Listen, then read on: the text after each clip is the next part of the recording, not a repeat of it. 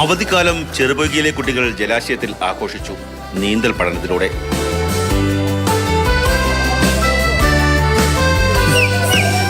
കയങ്ങളിൽ മുങ്ങിത്താണ് ഒട്ടേറെ കുട്ടികളാണ് ഓരോ ദിനവും മരിക്കുന്നത്. അത് അവസാനിപ്പിക്കണം. ഈ ചിന്തയിൽ നിന്നാണ് നീന്തൽ പഠനത്തെക്കുറിച്ച് ചെറുപുഴ നവോദയം ഗ്രന്ഥശാല പ്രവർത്തകർ ആലോചിച്ചത്. അതിനായി ഫയർഫോഴ്സ് ഉദ്യോഗസ്ഥരുടെ പിന്തുണ തേടി. പൂർണ്ണ മനസ്സോടെ അവർ ആശ്രമത്തെ പിന്തുണച്ചു.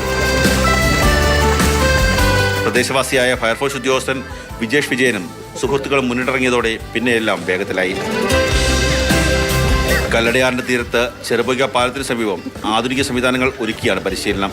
നീന്തലിന് മറ്റൊരു പ്രത്യേകത എന്ന് വെച്ചാൽ നീന്തലൊരു ഫിസിക്കൽ സംവിധാനം കൂടിയാണ്. ഫിസിക്കലി നമ്മുടെ ബോഡി എപ്പോഴും ഫിറ്റ് ആയിട്ടിരിക്കുന്ന ഒരു സംവിധാനം കൂടിയാണ് ഈ നീന്തൽ. ഒരു എക്സസൈസ് കൂടിയാണ്.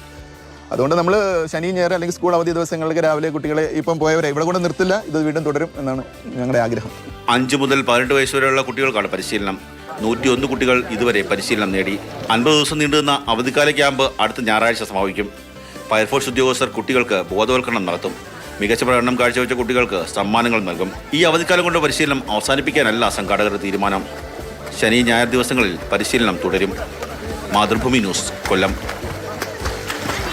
കണ്ണൻ നായർ ചേരുന്നുണ്ട് തത്സമയം. കണ്ണൻ, നീന്തൽ തുടിക്കുന്നതെല്ലാം വളരെ കൊച്ചു മക്കളാണ്. ഈ വളരെ ചെറിയ പ്രായത്തിൽ തന്നെ നീന്തലൊന്ന് പഠിച്ചെടുക്കാൻ കഴിഞ്ഞാൽ പിന്നെ അതിനോടുള്ള ഒരു പേടി അങ്ങ് മാറി കിട്ടും. എനിക്കിപ്പോഴും നീന്തൽ അറിയില്ല. അതുകൊണ്ട് ആ കുഞ്ഞു മക്കൾ ഇങ്ങനെ നീന്തൽ തുടിക്കുന്നത് കാണുമ്പോൾ വലിയൊരു കൗതുകം തോന്നുന്നുണ്ട്.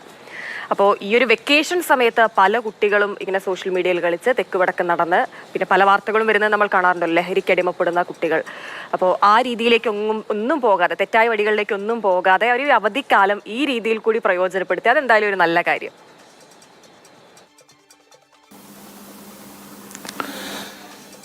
ഇങ്ങനെ ഒരു പദ്ധതിയെക്കുറിച്ച് കേട്ടപ്പോൾ എനിക്ക് ആദ്യം മനസ്സിൽ വന്നത് 2 കാര്യങ്ങളാണ്. ഒന്ന്, അവധിക്കാലത്ത് കുട്ടികളെ നീന്തൽ പഠിപ്പിക്കുന്നു. അത് നല്ല കാര്യമാണ്. ഈ കല്ലടയാറിൻ്റെ തീരത്തുള്ള പ്രദേശമാണ്. ആ പ്രദേശത്ത് കുട്ടികളൊക്കെ തന്നെ വെള്ളത്തിൽ വീണ ജീവൻ വെടിയുന്ന സംഭവങ്ങളൊക്കെ തന്നെ ഉണ്ടായിട്ടുണ്ട്. അത് ഉണ്ടാകാതിരിക്കാൻ വേണ്ടിയുള്ളൊരു നല്ല പ്രവൃത്തി. രണ്ടാമത്തെ ഒരു കാര്യം, പലപ്പോഴും ലഹരിയുടെ പിടിയിലാണ് പല പ്രദേശങ്ങളും. നമ്മുടെ കേരളമാകെ ലഹരിയുടെ പിടിയിലാണ്. അങ്ങനെയൊന്നുമുള്ള ലഹരി മാഫിയയ്ക്ക് മുന്നിലേക്ക് നമ്മുടെ കുഞ്ഞുങ്ങളെ വിട്ടുകൊടുക്കാതെ അവരെ ചേർത്ത് നിർത്തി ഒരു പദ്ധതി പഠിപ്പിക്കുക അല്ലെങ്കിൽ നീന്തൽ പഠിപ്പിക്കുക എന്നുള്ളത് വലിയ സന്തോഷം നൽകുന്ന കാര്യം തന്നെയാണ്. അവിടുത്തെ ഒരു വായനശാല ാണ് ഇത് സംബന്ധിച്ച് ആദ്യമായി ഒരു പ്രവൃത്തി തുടങ്ങിയത്. സാധാരണ വായനശാലകൾ എന്ന് പറഞ്ഞാൽ അക്ഷരങ്ങൾ കൊണ്ട് നാടിനെ പ്രചരിപ്പിക്കുന്ന സ്ഥാപനങ്ങളാണ്. ഈ വായനശാല അക്ഷരങ്ങൾ കൊണ്ട് നാടിനെ പ്രചരിപ്പിക്കുക മാത്രമല്ല, ഇത്തരത്തിലുള്ള പദ്ധതികളിലൂടെ കുഞ്ഞുങ്ങളെ രക്ഷിക്കാൻ വേണ്ടിയുള്ള ഒരു പ്രവൃത്തി കൂടി ചെയ്യുകയാണ്. അതുകൊണ്ട് തന്നെ ആദ്യം തന്നെ ആ വായനശാല അധികാരികൾക്ക് വലിയ ഒരു നന്ദി രേഖപ്പെടുത്തുക കൂടിയാണ്. രണ്ടാമത്തെ കാര്യം, ഈ സംഭവവുമായി ബന്ധപ്പെട്ട് ആര് പഠിപ്പിക്കും എന്നുള്ള ഒരു ചിന്ത വന്നപ്പോൾ അവിടുത്തെ നാട്ടുകാരനായിട്ടുള്ള ഫയർ ഓഫീസറുണ്ട്, ഫയർഫോഴ്സ് ഉദ്യോഗസ്ഥനുണ്ട്, വിജേഷ് വിജയൻ എന്നാണ് അദ്ദേഹത്തിൻ്റെ പേര്. അദ്ദേഹവുമായി സമീപിക്കുകയും അദ്ദേഹം ഫയർഫോഴ്സുമായി ചേർന്ന്, ഫയർഫോഴ്സാണ് ഇതിൽ ഏറ്റവും കൂടുതൽ ഒരു മുൻകൈ എടുത്തത്. ഫയർഫോഴ്സിൻ്റെ ഒരു സംവിധാനങ്ങളെല്ലാം കൂടി ചേർന്ന് യാതൊരു തരത്തിലുള്ള സുരക്ഷാ വീഴ്ചകളും ഇല്ലാതെയാണ് ഈ കുട്ടികളെ പഠിപ്പിച്ചത്.